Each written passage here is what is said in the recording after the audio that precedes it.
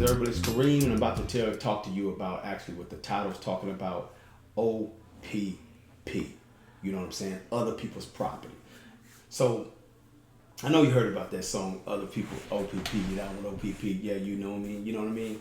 You probably haven't heard of it if you under 20, probably under 25, or in your 20s period. You ain't heard of it. But anyways, he was talking about something different. He was talking about other people's, women and men and whatnot. Getting down. Are you down with that? I didn't even understand that till I really listened to it. I'm like, wow. So anyway, that's another story. Let me get to actually what I'm talking about here, because you guys need to truly understand this debt credit system thing right here. An individual I talked to on the phone named Vernon, and you know who you is, brother.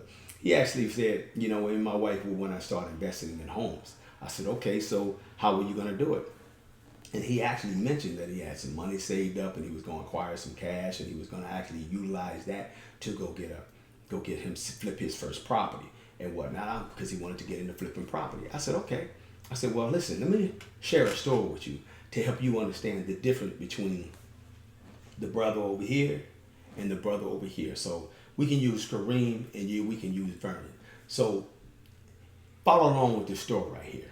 It's an actual story behind this, because you have to understand the difference between debt and credit. They keep on telling you to pay off all your credit, pay off all your debt. You pay off your personal stuff with other people's money. And when I talk about other people's money and property, you're talking about the banks and the creditors, the ones that you actually build trust with when you start a business. Because when you start a business, you can start gaining so much wealth through an actual business and building up trust and credit and debt, when you actually understand that good debt turns into excellent credit and trust that you can actually pull from someone else. So let me actually give you a better understanding about this story right here. So we got Kareem over here that wants to flip his first house.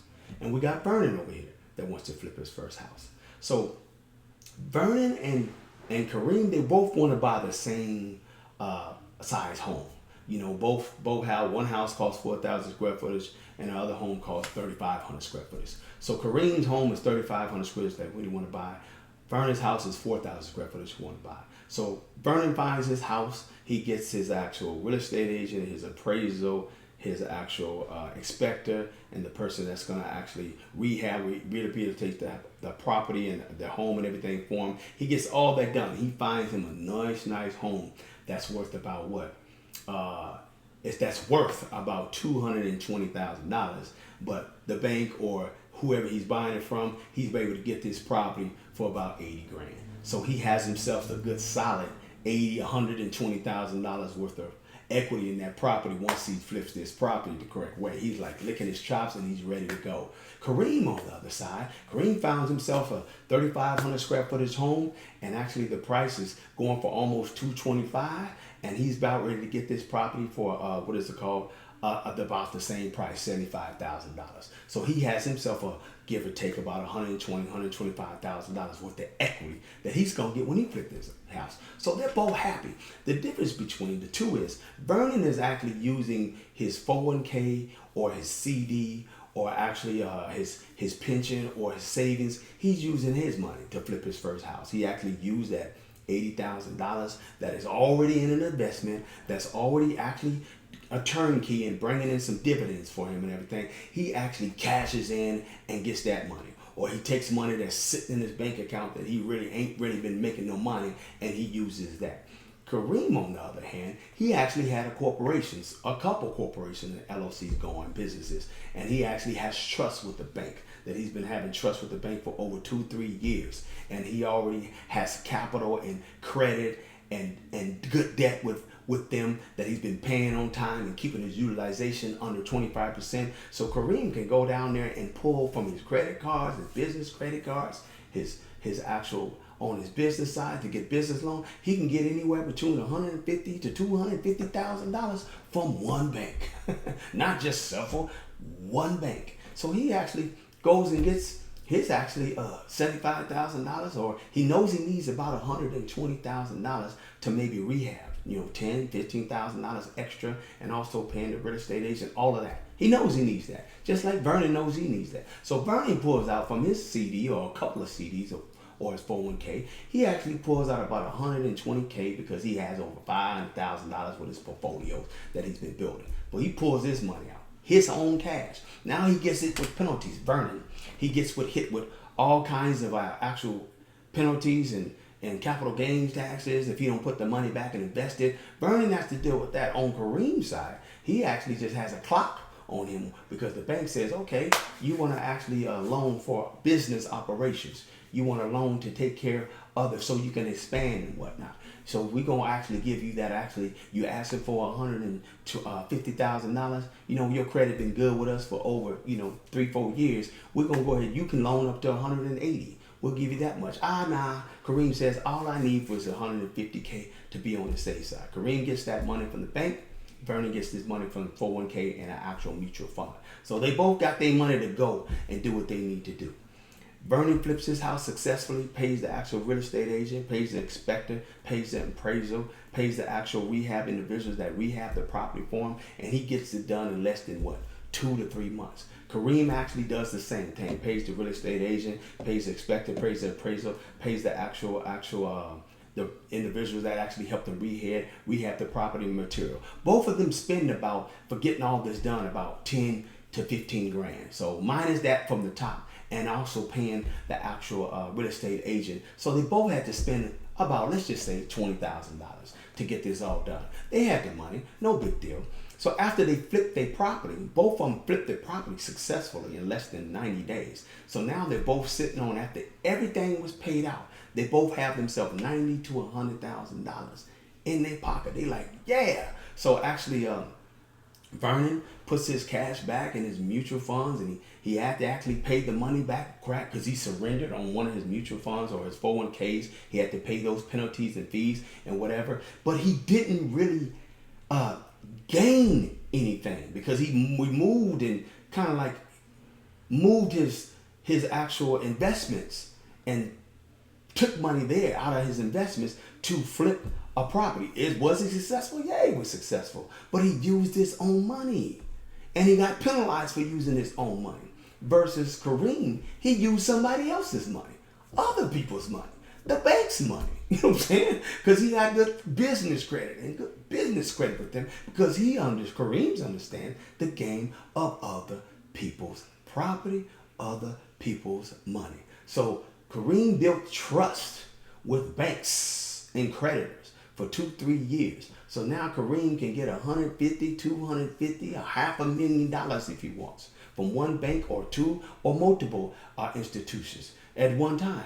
Versus actually Vernon had to use his own money because Vernon never took the time to actually build up his credit and understand the credit system, understand the debt and credit system so you can maximize it and keep the utilization low, and you can actually tap into other people's money, understanding that you kind of never use your own money.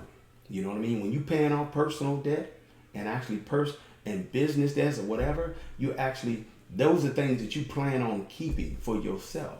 You know what I mean? But you also utilize you get to the point that you can build trust with the creditors and the actual banks. So anytime you need a loan, you can take their money and actually do what you need to do as far as flipping or actually maximizing or turnkey into a business or a niche that you're doing. And then you turn around from the dividends and you pay them the monthly payment back on actually what you succeeded with their money. And then when it does very well, you pay them all their money back. But you really honestly never used your own money.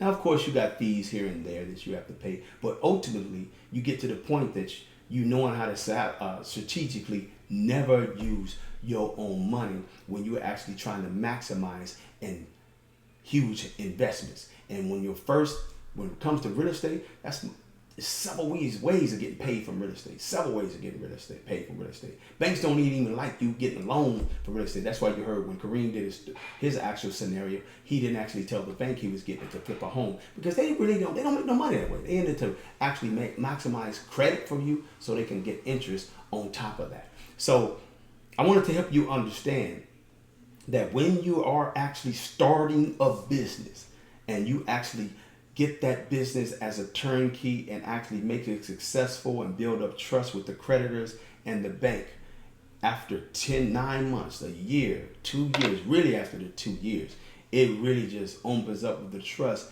when you follow my actual steps. They're not difficult. They're not hard. So, I mean, I know some of the class members get stuck a little bit. That's why I'm about ready to do webinars on a regular basis to help the classroom members get unstuck. Free webinars, and ain't gonna be no charge to make sure that they can get through what they need.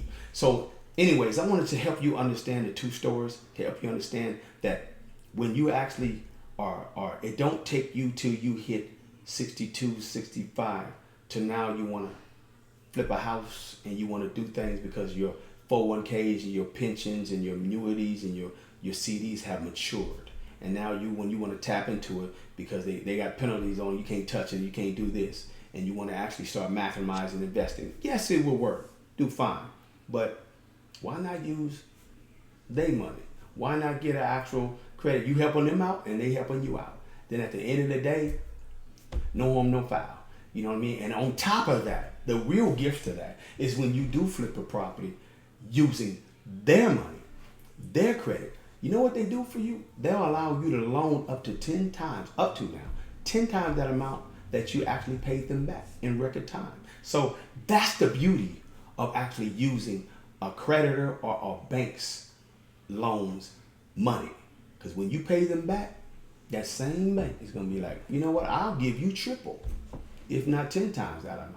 So you got to work your way up to get 10 times that amount after you do 2 or 3 transactions with them and paying them back fast and whatnot.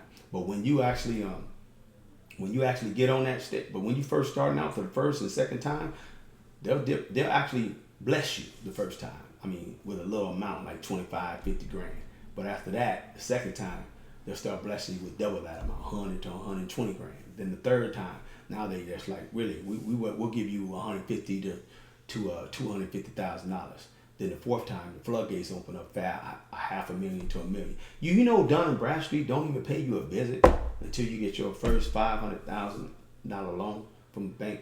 So they feel you were like a small fish if you want a $500,000 loans and whatnot. It might have changed, but my understanding in 2015 and 16, they wouldn't even pay you a visit until you get from one banking institution to make sure everything is on up and up. That's what I mean, pay you a visit of a $500,000 loan from one institution. So they feel you're a small fish when you're getting 100, 150, 250,000, $300,000 loans from banks. Anyways, this is Kareem. I wanted to help you understand OPP, other people's property and other people's money. Peace. This is Kareem. I'm out.